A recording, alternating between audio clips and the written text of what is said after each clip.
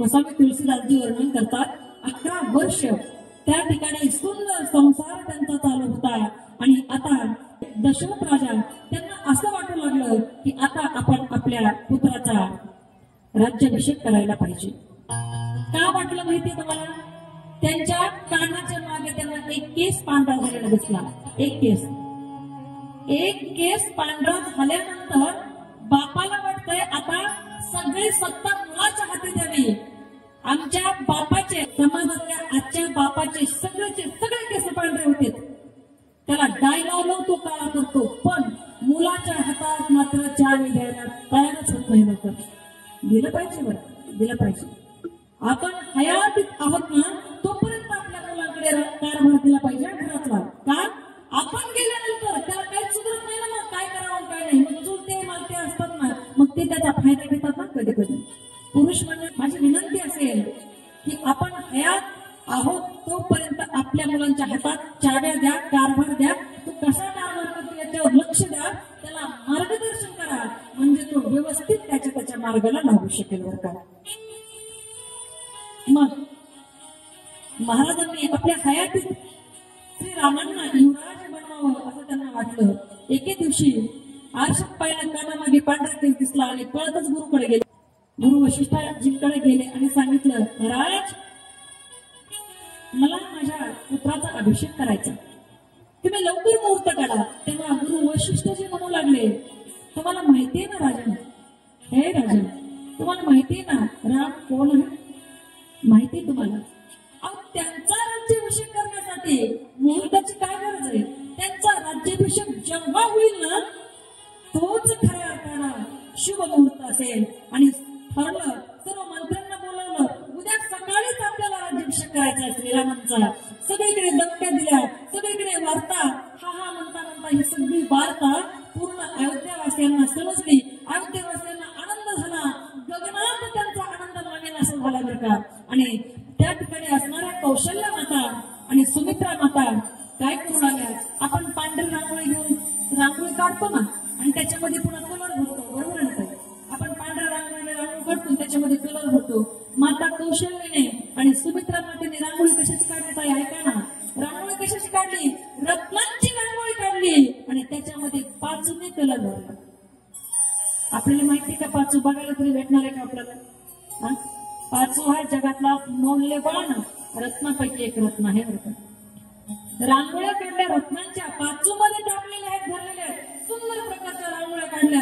आणि काय पाहता त्या ठिकाणी सर्व अयोध्यावासी सुंदर प्रकारे आनंद गीत गात आहेत, आनंदाने भरून गेलेले आहेत. आणि त्या असणाऱ्या सर्व लोकांना तो आनंद आपला मावत नाहीये, व्यक्त करतात. मंगलगान गाऊ लागले, सुंदर प्रकारचे वाद्य वाजू लागले, युवक युवती सुंदर प्रकारचे गाणे गाऊ लागले, नृत्य करू लागले. आणि मग ही बातमी फक्त कैकेयी मातेला ही बातमी माहित नाहीये, पण आता सगळं आनंद जर होत होता, पण आता देवतांना काय वाटू लागलं? ऐका ना, देवतांना वाटू लागलं जर प्रभूचा राज्याभिषेक झाला, प्रभूचा राज्याभिषेक जर झाला तर मग प्रभू वनात जाऊन आपले काम कसे पूर्ण करतील? कोणते काम होते?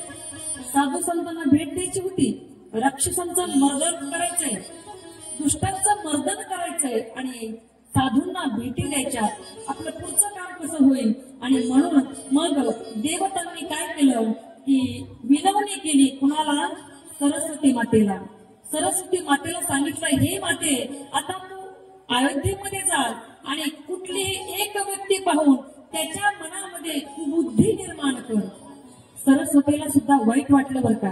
प्रभू श्रीरामांचा उद्या त्या ठिकाणी राज्याभिषेक होतोय, राजतिलक होतोय आणि मी एखाद्याच्या वाणीवर बसून, एखाद्याच्या जिव्हावर बसून त्याच्याकडून कुबुद्धीने काहीतरी असं करायचंय की प्रभू श्रीरामांना उद्या राज्याभिषेक झालाच नाही पाहिजे, असं करायचंय. वास्तविक पाहता असणाऱ्या त्या सरस्वती मातेला सुद्धा खूप दुःख झालं, पण देवांची इच्छा होती आणि देवांच्या चांगल्यासाठी होती.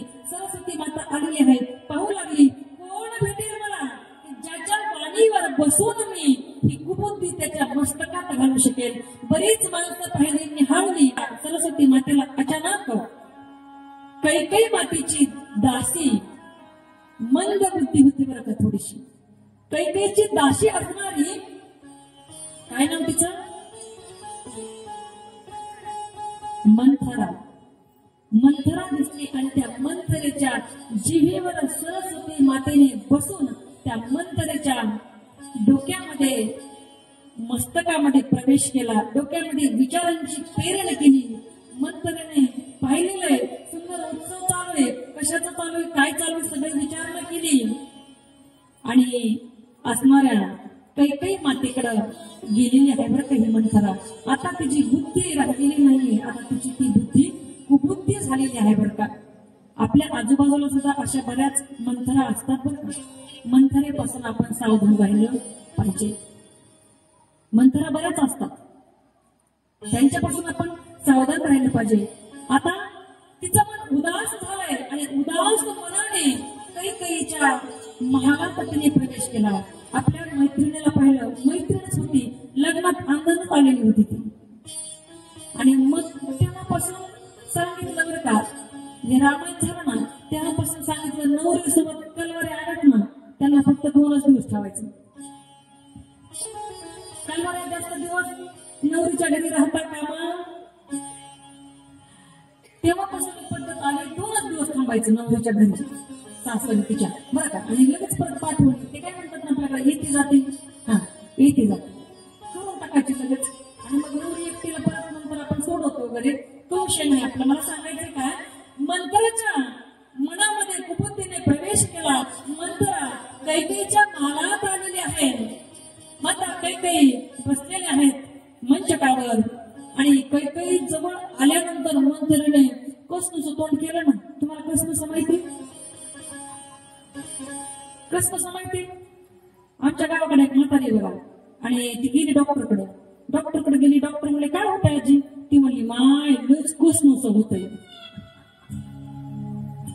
डॉक्टर परेशान, डॉक्टर पुस्तक काढतोय, कसनुसा कसनुसा कसनुसा हा रोगच नाहीये म्हणलं मावशी. आजी हा कसनुसा असा रोगच नाही, तुला काय माहिती म्हणली, तू आत्ताचा डॉक्टर आहेस, मला केव्हापासून कसनुसा होतंय.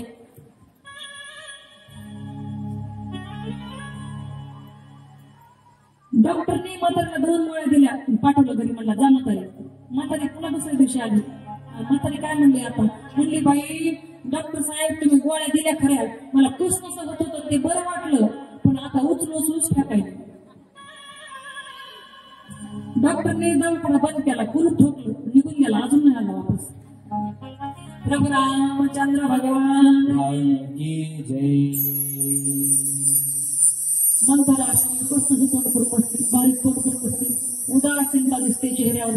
कैकई मातेने विचारलं, अगं मंथरे काय झालं तुला, नेमकं झालंय का तुला, काही दुखतंय का तुझं, तुला कोणी काही बोललं का, काय झालंय तुला. मंथरा तरी गप्प, 1 नाही 2 नाही. मग कैकई माता जवळ आली आणि जवळ येऊन आपल्या सतीला विचारते, हे सखी अगं तुझ्याशिवाय माझं कोण आहे का तुझ्या जवळचं, तू काय सांगत नाहीयेस मला, आता सांग ना तुला काय झालंय. राजा तर व्यवस्थित आहेत ना, माझे राम लक्ष्मण भरत शत्रुघ्न व्यवस्थित आहेत ना, त्यांना काही झालेलं तर नाही ना, तू असं तोंड पाडून का बसली विचारते.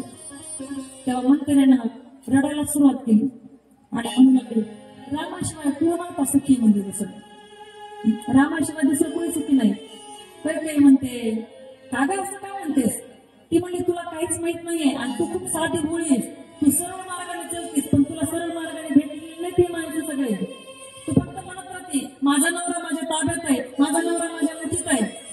आणि प्रत्येक बायकोला वाटतं बरं का आपला नवरा आपल्या मुठीत असावा. पण मी एक विचारू का प्रश्न, मुठीत बसतो का होतो. तुम्हाला एक गोष्ट सांगू का, आपण आपल्या नवऱ्याला कधीच नोकर बनवायचं नाही बरं का. तो नोकर झाला, आपण नोकरीच आहेत ना. तुम्ही एक करा, आपल्या पतीला मालक करा आणि त्याची मालकीन परत तुम्ही झाल्याशिवाय राहणार नाही. पतीला गुलामासारखं कधीच वागणूक द्यायची नाही बरं का. हे घ्या ते घ्या, माणसात तर अजिबात नाही बरं का. काही काही बायकांना माणसात अपमान करायची सगळं असते नवऱ्याचं, फार विचित्र आहे. नाही, पती हा परमेश्वर आहे, तो कसाही असू द्या. आपलं शास्त्र सांगतंय पतीला परमेश्वर मानून आपण दररोज त्याचं दर्शन घेतलं पाहिजे. एका गावात मी असंच करत चालत होते, एक मावशी मध्येच उठली, म्हणली प्रतिभाताई तुम्ही सांगताय ते बरोबर आहे, पण आमच्या नवऱ्याचे पाय दोन्ही पाय आम्हाला एकाच जागेवर भेटतच नाही, तर आम्ही दर्शन द्यावं कसं? 40 रस्ता त्याला पुरत नाही चालताना, आम्ही त्याचं दर्शन कसं घ्यावं? मी म्हटलं तो जर व्यवस्थित वागत नसेल, तुम्ही त्याला व्यवस्थित वागण्यासाठी त्याच्यासाठी प्रयत्न करा, आग्रह धरा. तुम्ही असं वागू नका, असं वागा, लोक नाव ठेवतात असं सांगत चला. आपलं काम नाही सांगायचं. आपला पती वाईट मार्गाने जाऊ नये याची काळजी घेणं प्रत्येक पत्नीचं काम आहे. पत्नी या शब्दाची व्याख्याच अशी आहे जी पतनापासून आपल्या पतीला वाचवते, तिलाच पत्नी असं म्हणतात. आपल्या पतीला पतनापासून जी वाचवते तिला पत्नी म्हणतात बरं का. म्हणून मी काय सांगते, त्या ठिकाणी काही विचारते, अगं राजा तर व्यवस्थित आहेत ना? ती म्हणते तुम्हाला फक्त वाटतं तुमच्या हातात आहे, तुमच्या मुठीत आहे तुमचं नवरा, पण तुमचं काय ऐकत नाही. मागचे तुमचे 2 वचन पण तुम्हाला दिलेली नाही, तर तिसरं तुमचे वचन बाकी, तर काय देतो म्हणे तुमचा नवरा? नुसता गोड गोड बोलतो, देत नाही घेत नाही, काही नाही काही नाही. तुम्ही असं करा, काय करू म्हटली. आता रामाचा राज्याभिषेक होणार आहे आणि रामाचा राज्याभिषेक झाल्यानंतर सगळी सत्ता, कारण राजमाता कोण होणार? कौशल्य माता होणार ना राजमाता. सगळं मान सन्मान आता कौशल्याला भेटणार आणि कौशल्य अगोदरच तुमच्यावर जळते. कुणावर? काही वाटत. कोण सांगतंय? मंथरा सांगते. मंथरा म्हणते ती कौशल्य आहे ना, ती अगोदरच तुमच्यावर जळफळाट करते. का? तर तुम्ही राजा दशरथांची प्राणप्रिया राणी आहे. शेवटची होती ना ती, नाही का म्हणतात शेंडी फळ आवडतात, तशी शेंडी फळ बायको होती. काही फार प्रेम होतं बरं का राजा दशरथांचं कैकेयीवर युद्धामध्ये. आणि कैकेयीनं सुद्धा राजा दशरथांना युद्धामध्ये साथ दिली होती बरं का. जो काही युद्धामध्ये साथ करणं, आपल्या पतीचा प्राण वाचवलेला होता कैकेयी मातेनं. कैकेयी मातेचं पात्र सहजासहजी कुणाच्याही लक्षात येतच नाही बरं का. जो ऐकतो ना तो कैकेयी मातेला दूषण देत राहतो बरं का. पण कैकेयी मातेसारखं निर्वाज त्या ठिकाणी निर्मळ प्रेम करणारं दुसरं कोणीच नाहीये बरं का प्रभू रामावर. ती मंथरा म्हणते अगं राजा राम होणार आहे आणि तुझा मुलगा असणारा भरत तो सेवक होणार आहे. त्यावेळी पण काही माता काय म्हणते माहिती का? अगं आमच्या रघुकुलाची रीतच आहे ती, मोठ्या भावानं राजगादी सांभाळायची आणि लहान भावानं सेवकाचं काम करायचं. आमच्या रघुकुलाची रघुकुल रीत सदाची आहे, ही आमची रीत आहे. प्राण जाळे पर वचन न जावे. मग त्यात वाळवं काय आहे? मंत्र कान भरवते ऐका बरं का. मंत्र म्हणून तुमचा पुत्र आजोळी गेलेला आहे आणि याच्यात सुद्धा कौशल्याची चाल आहे. त्याला आजोळी पाठवून स्वतःच्या मुलाला राजा बनवायचे. तिला तुम्ही बाई साध्या बोलाय, तुम्हाला काही कळतच नाही. दासी म्हणते मालकिनीला तुम्हाला काही कळत नाही, तुमचा स्वार्थ तुम्हाला काही कळत नाही, तुम्हाला फक्त गादीवर झोपल्यानंतर टुकल्या घ्यायची थंडगार हवेमध्ये तेवढंच आवडतं. बाहेर काय चाललंय काय नाही काही माहित नाही. अहो सगळ्या अयोध्याला माहिती ही गोष्ट की उद्या श्रीरामांचा राज्याभिषेक होणार आहे. मला सांगा तुम्हाला माहिती का?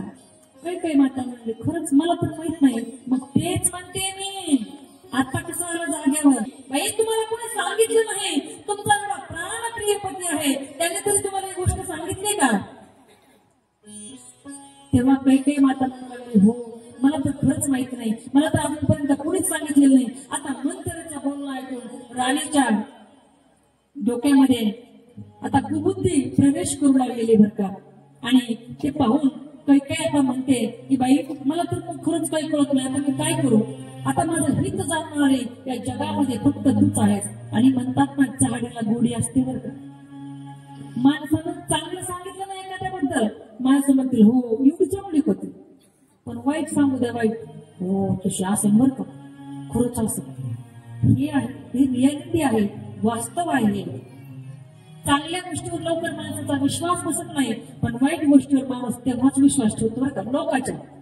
लोकांच्या हा तेव्हा मग ती काही म्हणते आता मी काय करू, आता मला तूच याच्यातून बाहेर काढू शकतेस, कारण माझी सखी एकमेव तूच आहेस, तूच मला आता मार्ग दाखव. मग तेव्हा मंत्रा म्हणू लागली, काय करू म्हणली बाई, तुमचं आईत होताना मला पाहू वाटत नाही, म्हणून मी सांगते. आजच मी एका ज्योतिषाकडे गेले होते आणि मला ज्योतिषी म्हणाला की या अयोध्येचा राजा भरत होणार आहे. बघ, जर त्याचं भविष्य जर खरं झालं तर मी जे सांगते ते तू ऐक. त्या ठिकाणी काही माता म्हणते, काय करावं लागेल मला सांग ना, तू सांग मी काय करू. तर तेव्हा ती म्हणते, सगळ्यात अगोदर तुम्ही काय करा, तुमचे पती आता तुमच्याकडे येतील ना, तेव्हा तुम्ही या महालात थांबू नका, तुम्ही कोप भवनात जा. कोप भवन म्हणजे काय, राग आल्यानंतर थांबायची खोली.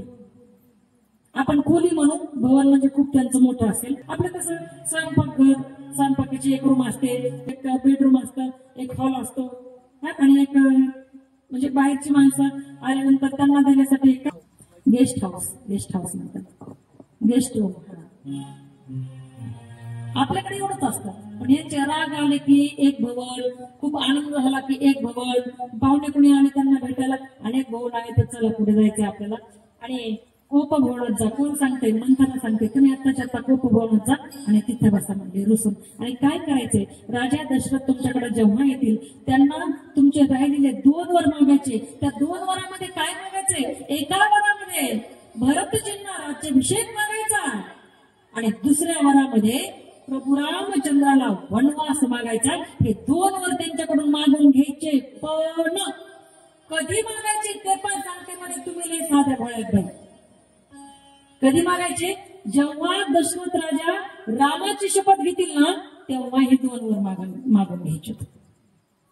पाहता काय गेली ना काही माता कोपभवनामध्ये. मंथरा तिचं काम करून निघून गेली. त्या ठिकाणी असणारी राणी कोपभवनामध्ये गेलेली आहे. आणि कोपभवनामध्ये गेल्यानंतर आता राजा दशरथ इतक्या आनंदाने उत्साहित होऊन आपली प्रिय पत्नी काही हिला सांगण्यासाठी येतात की उद्या श्रीरामांना आपल्याला राज्याभिषेक करायचा आहे. त्यावेळी त्या आनंदाच्या भरामध्ये त्या असणाऱ्या काही मातेच्या महालामध्ये राजा दशरथजी आलेले आहे. पाहतात पण तिथं काही मातेचा पत्ता नाहीये. आणि दाशांकडून कळलं की राणी साहेब कोपभवनामध्ये गेल्यात. थरथर कापू लागले दशरथ राजा. तुम्हाला वाटतंय का आपणच थरथर कापतो आपल्या बायकोला? राजे महाराजे सुद्धा आपल्या बायकोला घाबरत होते. तर कापू लागले दशरथाला. नेमकं आता झाले काय, मला तर एवढा आनंद झालाय, आनंदाची वार्ता सांगण्यासाठी मी कैकेयीकडे आलो. आणि कैकेयी मात्र कोपभवनात जाऊन बसली. काय झालंय, काय झालं असं? राजा दशरथ विचार करत करत करत त्या ठिकाणी आले.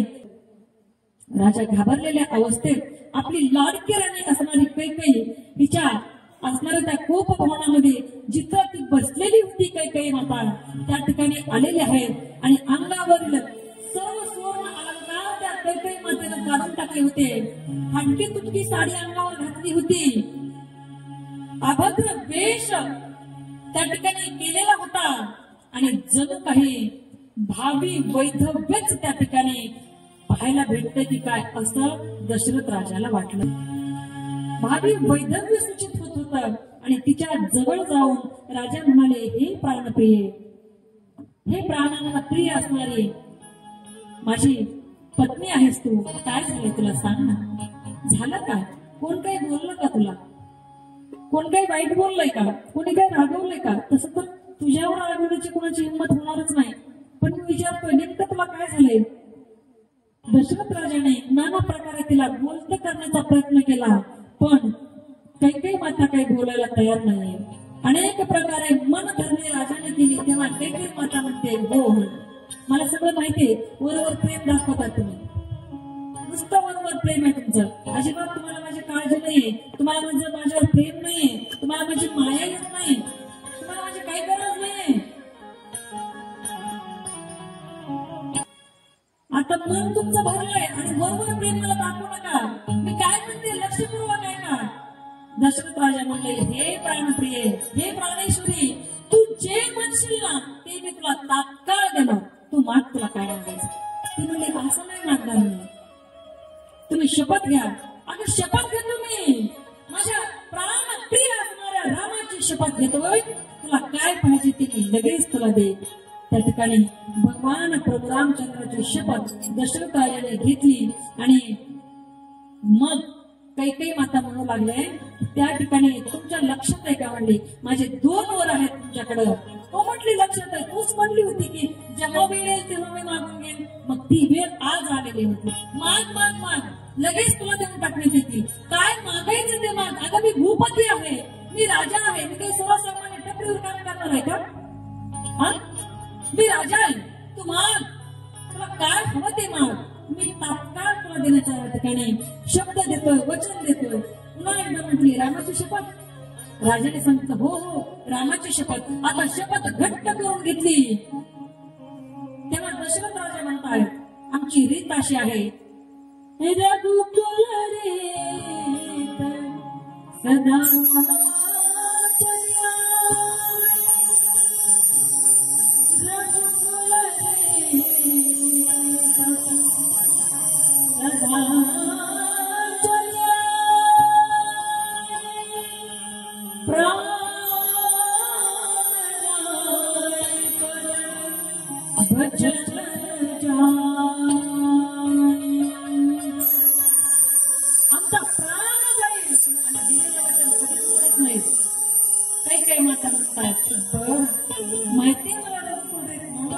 शपथ घेतली.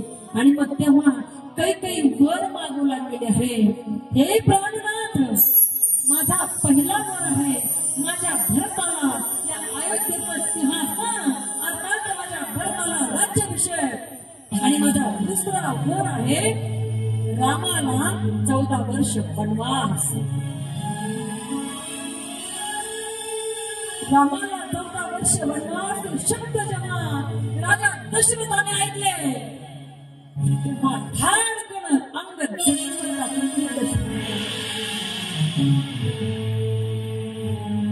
तरी सुद्धा शब्दांच्या टोचण्या काही माता देते. हे प्राणनाथ, मी तुमच्याकडून वचन घेतलंय आणि आणखी एक गोष्ट सांगते. रामाला वनवासात कसं राहायचंय, तर तपस्याच्या देशामध्ये राहायचंय. त्या ठिकाणी असणारं उदासीन होऊन राहायचंय. कुणाच्या घरी कुठल्या गावात रामाला जाता येणार नाहीये. दशरथ राजा ऐकतायत बरं का. कैकेयीचे हे बोलणं ऐकून राजा दशरथ शोक सागरात बुडाले. मन सुन्न झालेलं आहे, हृदय रक्तबंबाळ झालेलं आहे राजा दशरथाचं. तेव्हा कैकेयी म्हणते, माझं बोलणं तुम्हाला भांडण्यासारखं वाटतंय ना, तुम्ही आता सुद्धा तुमची शपथ मोडू शकता, काही हरकत नाही. तुम्ही म्हणताय ना रघुकुल रीत सदा चली आई, प्राण जाई पर वचन न जाई. पण मी सांगते, तुम्हाला वचन मोडायचं असेल तर तुम्ही मोडू शकता. पण एक गोष्ट लक्षात ठेवा, जर मला हे 2 वर भेटले नाही ना, तर उद्या सकाळी या कैकेयीचा मेलेला देह तुम्हाला दिसल्याशिवाय राहणार नाही. काय करायचं. शब्दांच्या टोचण्या कैकेयी राजा दशरथांना देत आहे. दशरथ राजाला पुन्हा म्हणते, तुम्हाला शब्द मोडायचा असेल तुम्ही मोडू शकता, माझी काही हरकत नाही. पण तुमच्या कुळाला परंपरेला डाग लागेल, बट्टा लागेल आणि मी मात्र मेल्याशिवाय राहणार नाही. माझे जर 2 वर पूर्ण झालेले आहेत तर. राजा दशरथांना त्या ठिकाणी त्यांनी स्वतःला थोडस सावरलं आणि अत्यंत गोड भाषेत म्हणू लागले, ऐक ना कैकेयी, हे प्रिये, माझी एक गोष्ट आहे. तू म्हणत असशील ना, उद्या सकाळीच मी भरताला अजून बोलून घेतो आणि उद्या त्याचा राज्याभिषेक आपण करू. पण ऐक ना हे प्रिये, हे प्राणप्रिये, माझी एक गोष्ट ऐक ग तू. मी भरताला राज्यपाल देतोय, त्याचा उद्याच राजतिलक करतोय. पण माझ्या रामाला वनवास नको देऊ ग. का म्हणून माझ्या रामाला वनवास? तुझा पुत्र भरत आहे ना, मी त्याला गादीवर बसवतो, पण माझ्या रामाला मात्र वनवासात पाठवतो. कशासाठी 14 वर्ष मला माझ्या राजा दशरथ म्हणू लागले, सांगू तुला, अगं पाण्यातून मासा बाहेर काढला तर तो जिवंत राहील, पण मी माझ्या रामाशिवाय जिवंत नाही राहू शकत ग. नकोच. एखाद्या सापाच्या डोक्यावरील मणी काढून घेतला ना, तो साप कसा तरी जगू शकेल. शकत नाहीये ग. माझ्या रामाला वनवासात नको पाठव. हे बोलणं ऐकल्यानंतर दुर्बुद्धी मनामध्ये असणाऱ्या कैकेयीला आणखीनच राग आला. आणखी रागाने जळफळत होती. अग्नीमध्ये जशा तुपाच्या धारा सोडाव्या अग्नी पेट घेतो ना तसं त्या ठिकाणी कैकेयी मातेचं मन जळफळ करत होतं बरं का. कैकेयी म्हणाली, तुमचा कोणताही कावेबाजपणा चालाकी माझ्या समोर आता चालणार नाही. एकतर मी मागितले ते मला द्यावे लागेल किंवा उद्या सकाळी मी माझा देहत्याग करणार आहे. उद्या सकाळी जर राम वनवासाला नाही गेला तर तुम्ही पक्के लक्षात ठेवा, माझा मृत्यू होणार आणि मृत शरीर तुम्हाला उद्या सकाळी तुझं पाहावं लागेल. आता राजा व्याकुळ झाले आहेत का. अनेक प्रकारे समजावून सांगत होते की तू हा अनर्थ करू नकोस. काय का करतेस हा अनर्थ तू. व्याकुळ झाल्यामुळे जमिनीवर कोसळले राजा दशरथजी आणि राम राम राम असे शब्द तोंडातून बाहेर पडले. आता राजा दशरथांना वाटतंय की सकाळच होऊ नये. आपल्या कुळाच्या मूळ पुरुषाला वंदन करतात. हे सूर्य भगवान, माझ्यासाठी एवढं कराल का. तुम्ही उद्या उगवूच नका. सकाळच होणे आजच्या रात्रीची. आणि माझ्या रामाला ही बातमी कळू नये की त्याच्या आईने त्याच्यासाठी वनवास मागितला. उद्याची सकाळीच होऊ नये. विलाप करता करता करता रात्र संपूर्ण सकाळ झाली. सर्व मंगल वाद्ये नगरामध्ये वाजत आहेत. कारण अयोध्यावासियांना माहिती आज प्रभू रामांचा राज्याभिषेक आहे. अयोध्यावासियांना कुठे माहिती रात्रीची झालेली त्या ठिकाणी ही उलाढाल. पूर्ण अयोध्येमध्ये मंगल वाद्य वाजू लागलेली आहे. युवक युवती सुंदर गाणे गाऊ लागलेले आहेत. सुंदर प्रकारचे नृत्य करू लागलेले आहेत. नावातून अनेक प्रकारचे सुंदर सुंदर मंगल ध्वनीचे आवाज येत आहेत. आणि राजे मात्र अजून उठलेला नाहीये. हे पाहून सैनिक त्या ठिकाणी गेलेले आहेत. आणि काही सैनिकांना सांगितलं की तुम्ही जाऊन रामांना या ठिकाणी बोलावून घेऊन या.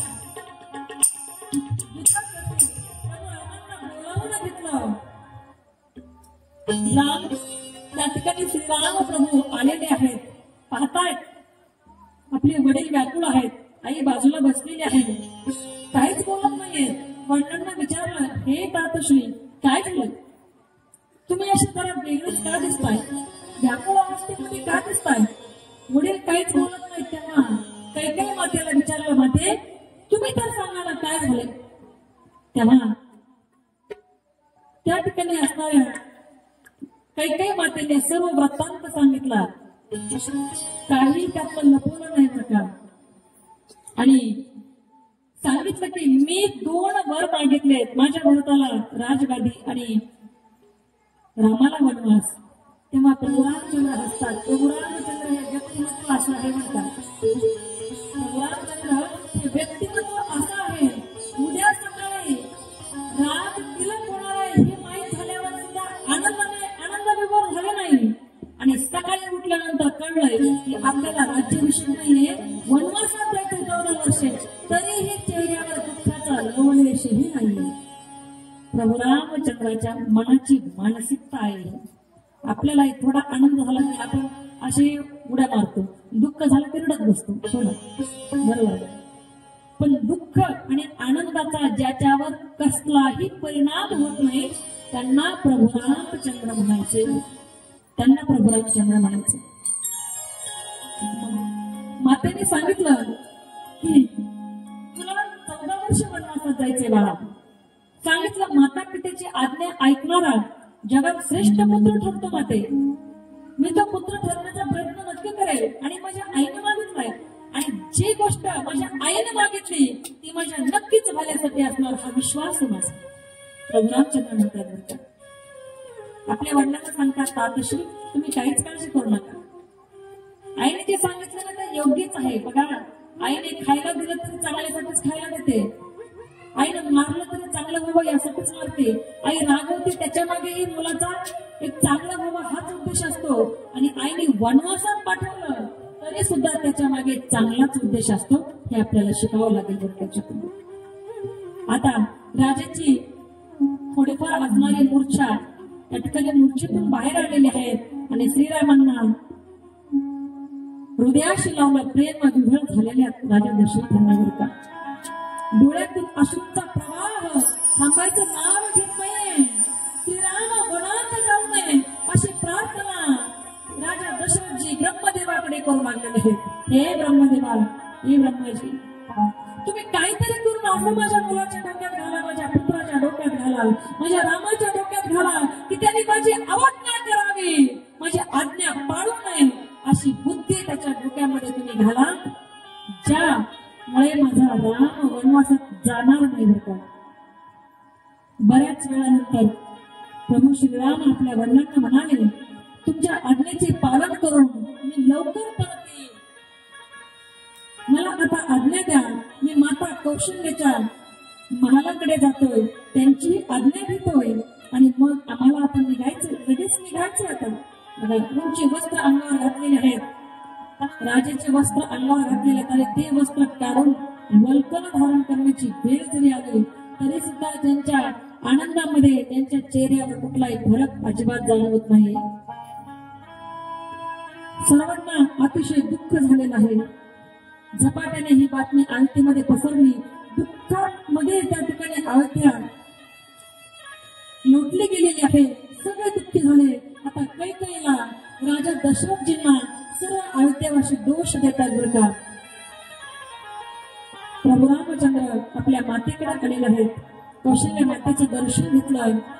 कौशल्य माता म्हणते, हे राघवा, कौशल्य माता प्रभू रामांना राघव म्हणायच्या. हे राघवा बाळा, एक गोष्ट ऐक ना माझी, तुला शास्त्र माहित आहे का? म्हटलं शास्त्र. प्रभू रामांनी सांगितलं, हो माते, मला शास्त्र माहिती ना, माहिती मला शास्त्र. मग सांगू का बाळा, पितेपेक्षा शास्त्राने आई श्रेष्ठ सांगितली. मी सांगते तुला वनवासात अजिबात जायचं नाही, तू नाही ऐकणार का बाळा माझं? प्रभू राम म्हणाले, आई तू माझी माता आहेस, पण माझ्या एका मातेने मला वनवासात जायला सांगितलंय. आता दुसरी माता जाऊ नको म्हटली तर ती मी नाही ऐकू शकत. का नाही ऐकू शकत माते? तेव्हा असणाऱ्या कौशल्य माता म्हणतात, बाळा अरे तू राजकुमार आहेस, तुला अजूनपर्यंत काट्याकुट्यात जायची सवय नाहीये. तू राजवाडा राजधानी सोडून अजूनपर्यंत बाहेर कुठे गेलेला नाहीयेस. फक्त सीतेला त्या ठिकाणी विवाह बंधनात अडकून फक्त मिथिलेवर सीतेला आपल्या घरी घेऊन आलास रे बाळा. तुला काय माहिती बाहेरचं जग कसं आहे? एवढी सुंदर कांती आहे. अरे बाळा, तुझं शरीर बघ ना, त्या अरण्यामध्ये त्या वनामध्ये तू कसा राहशील? अरे संपूर्ण माझा जीव तुझ्या या शरीरावर ओवाळून टाकते रे मी. राघवा ऐक ना, राघवा नको जाऊस बनवून झालं. ऐक रे आईचं बाळा, ऐक रे तुझ्या मातेचं. प्रभू रामचंद्र म्हणतात, आई हे माते, मी मातेच ऐकलंय म्हणूनच मी वनवासाला चाललोय रे माते. आणि ही वार्ता सीता मातेला, सीता माता सुद्धा अतिशय विव्हळ झालेली आहे आणि व्याकुळ झालेली सीता मैया आपल्या सासूजवळ आली आणि सांगू लागली. आपल्या सासूबाईला बोलते सीता मैया, आई साहेब मी सुद्धा वनवासाला जाणार आहे माझ्या पतीसोबत. तेव्हा सासूबाई समजावून सांगते सीतेला, आपल्या सुनेला, अरे बाळा, अगं तुला त्या ठिकाणी धरणीवर चालायचं सुद्धा माहित नाहीये, तू कशी वनवासाला जाणार? नाही नाही नाही, तू वनवासाला जायचं नाहीये. कौशल्य माता विवड होते. सीतेने कधी या कठीण धर्तीवर पाय सुद्धा ठेवलेला नाही आणि ती सीता आता वनवासात कशी जाईल? सीता मैया आपल्या सासूला म्हणते मी जाणार. सासू सांगते अजिबात जायचं नाही बाळा. सीतेने आपल्यासोबत येऊ नये यासाठी प्रभू रामाने सुद्धा अनेक प्रयत्न केले, पण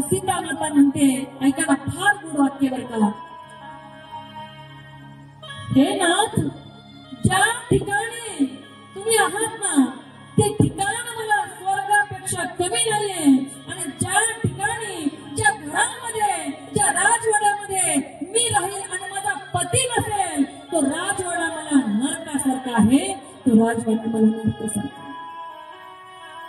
जेथे राघव तेथे सीता. सांगू तुम्हाला, सीता मैया म्हणते, मी सगळं विचार करून पाहिलंय या जगामध्ये.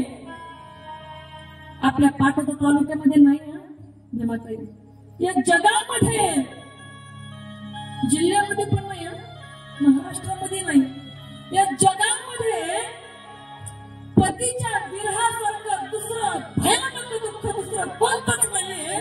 सीता मैया आपल्या सासूला सांगते, बरं सासूला सांगते, आई साहेब, मी माझ्या राघवाशिवाय कितीही सुंदर राजवाडा असला मी तिथं नाही राहू शकत. आणि खरंय बरं का, जगात पतीला सोडून राहणं किती दुःखद आहे ना, फक्त त्याच स्त्रियांना विचारा ज्यांच्या पतीने या लोकांची यात्रा पूर्ण करून भगवंताच्या पायी लीन झाले. त्यांनाच विचारा पतीशिवाय ते कसं राहतात. फार अवघड आहे बरं का ही विरह वेदना. दिवस रात्र त्या पत्नीला जाळीत असते बरं का, आणि कुणाकडे सांगता येत नाही. तुम्हाला सांगू, जगातली सगळ्यात मोठी वेदना, जगातली सगळ्यात मोठी वेदना आठवण आहे. आठवण जगात करायचं ना, जगातली सगळ्यात मोठी वेदना आठवण आहे. कारण ती त्याची त्याला परत करता येत नाही, आणि ती आठवण आपल्याला कधी विसरता येत नाही. म्हणून जगातली सर्वात मोठी वेदना आहे ना ती आठवण आहे बरं का. आठवण. सीता मैया सांगते आपल्या सासूबाईला, आई साहेब, मी माझ्या पतीसोबत वनवासाला जाणार.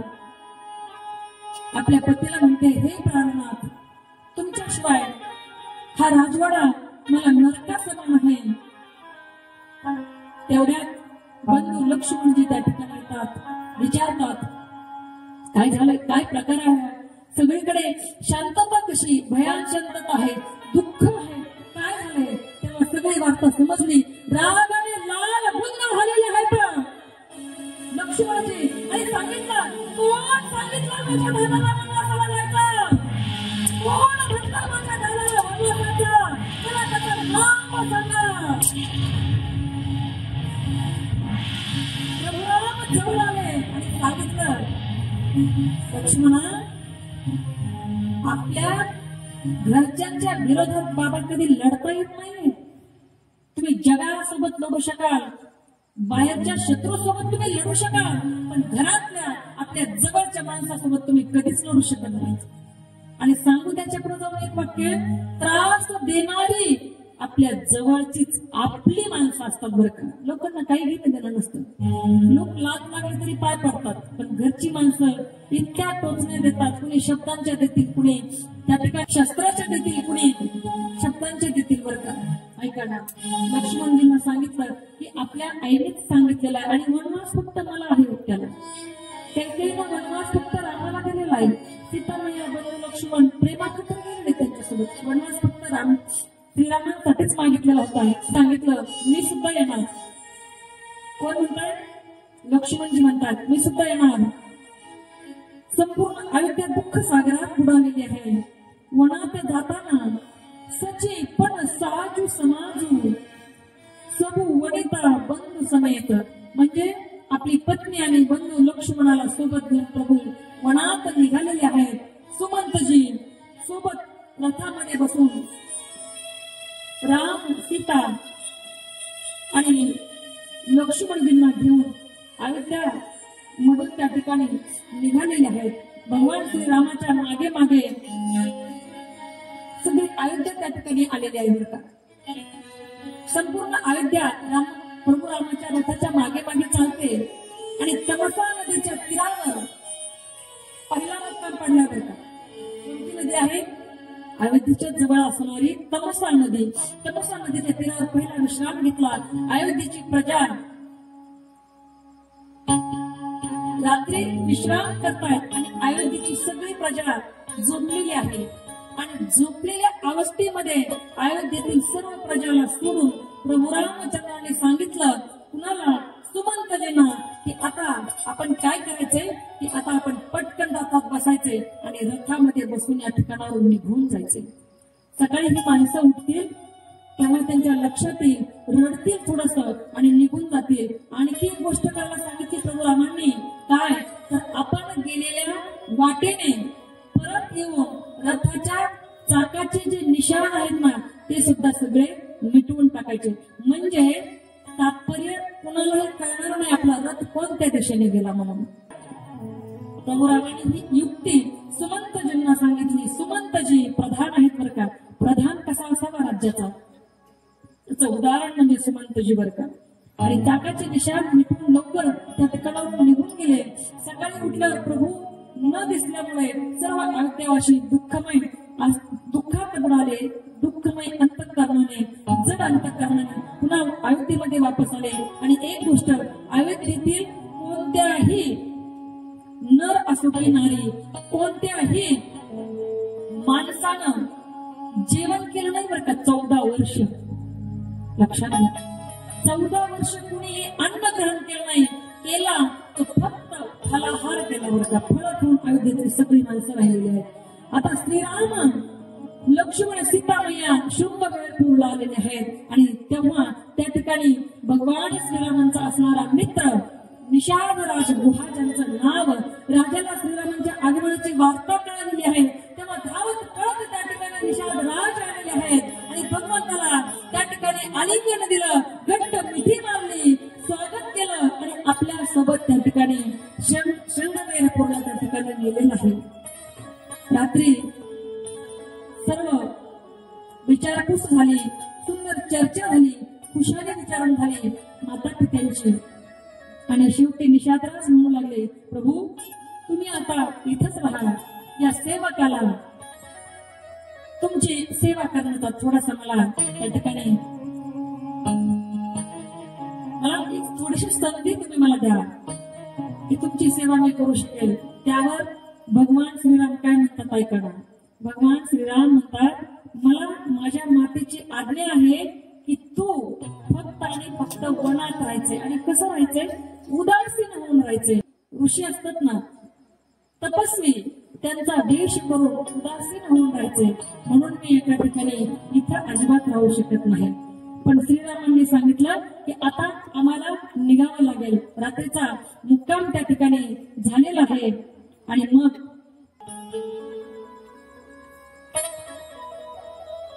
प्रभू रामचंद्र आणि लक्ष्मणजी एका सुंदर वृक्षाखाली निवांत झोपलेले आहेत. लक्ष्मणासोबत विविध गोष्टीवर निषादराज चर्चा करतायत. आणि जेव्हा प्रभू रामाकडे पाहिलं त्यांचे डोळे भरून आले. जेव्हा सीतामय्याकडे पाहिलं तर डोळ्यातून घळघळ अश्रू ओघळले. पहा ना, विचार करा. जिचा पिता जनक आहे, जिचा सासरा इंद्राचा मित्र, दशरथ राजासारखा जिचा सासरा आहे तो इंद्राचा मित्र आहे, जिचा पती त्रिभुवन नायक आहे, आज त्या स्त्रीला कुठे झोपण्याची वेळ आली, वृक्षाच्या खाली झोपायची वेळ आलेली बघा. आणि ज्या ठिकाणी लक्ष्मणजी हातात बाण घेऊन प्रभू श्रीरामाचं आणि आपल्या वहिनी असणाऱ्या माता सीतेचं रक्षण करत होते, त्या ठिकाणी निषादराज परत आलेले आहेत. पाहिलं, डोळ्यात पाणी आहे. लक्ष्मणजी म्हणतायत, निषादराज तुम्ही माझ्या दादाला सर्वसामान्य समजू नका, तो जगाचा नियंता आहे. हे सर्व लीला चालू आहे, अवतार कार्य चालू आहे. आणि तुम्ही माझ्या दादाला साधं सुद्धा समजण्याच्या भानगडीत पडू नका. ते जगदीश आहेत, जग त्यांच्या अधीन आहे. आणि मग निषादराजांनी प्रभूचं दर्शन घेतलं. श्रीरामाचे गुण गाता गाता सकाळ होते. भगवान श्रीरामांनी स्नान करून दुसऱ्या दिवशी सकाळी बघा, भगवान श्रीरामांनी स्नान केलं. आईने सांगितलंय मुन्याचा वेश करायचा आहे, तपस्यांचा वेश करायचा आहे. आणि सांगितलं, निषाद राजाला सांगितलं की समोरच्या वडाच्या झाडाचा चीक घेऊन या. चीक का तर जटा आपल्याला आता बांधायच्या आहेत वरती. प्रभू राम म्हणतायत त्या ठिकाणी चीक घेऊन आलेले आहेत आणि आपल्या त्या सुंदर असणाऱ्या केसांना तो चीक लावला, आपल्या जटा बांधल्या. सुमंताने त्यावेळी सांगितलं प्रभू रामांना की दशरथ राजांनी मला येताना माझ्या कानात सांगितलंय का माझ्या रामाला 4 दिवस सगळं वन फिरून दाखवा आणि वापस घरी घेऊन या. दशरथ राजांनी माझ्या कानात सांगितले म्हटले येताना, पण भगवान श्रीरामांनी आपल्या कुळाची दुहाई देत, राम कशी आमची रीत रघुकुल देत सदाची आहे, प्राण जाय पर वचन न जाय. या वचनाची आठवण करून दिली आणि सुमंतजना समजावून सांगून वापस पाठवून दिलं. आणि प्रभू श्रीराम, लक्ष्मण आणि सीतामाया आता पुढे चालू लागलेले आहेत.